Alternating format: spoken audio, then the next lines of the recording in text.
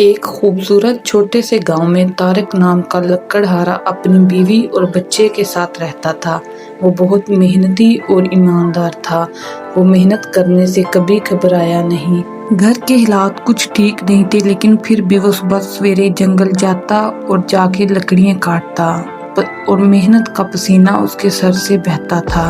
एक दिन तारिक लकड़ियाँ काट रहा था। उसने देखा कि एक बुजुर्ग बहुत ही थके हुए और सुस्त चल रहे हैं। वो भागकर बुजुर्ग के पास आया और उनसे मदद के लिए पूछा। बुजुर्ग ने बोला, बेटा मुझे पानी चाहिए। तारिक ने बुजुर्ग को पानी दिया। बुजुर्ग ने पानी पिया और साथ साथ तारिक को दिल से दुआएं दी। तारिक बहुत खुश हुआ और बुजुर्ग का शुक्रिया किया। बुजुर्ग ने तारिक को एक जादुई चिराग दिया।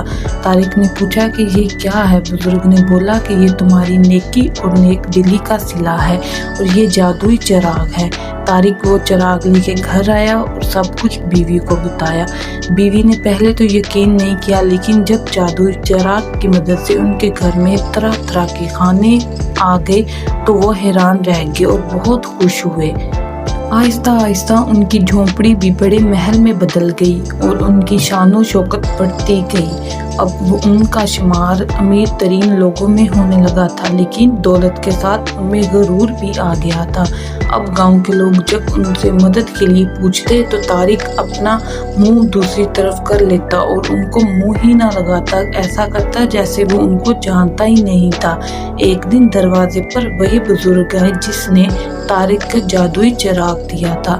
उसने फिर पानी मांगा, लेकिन तारिक ने इस दफा उससे बदतमीजी से बात की और कहा कि चले जाओ यहाँ से, यहाँ कोई पानी नहीं है।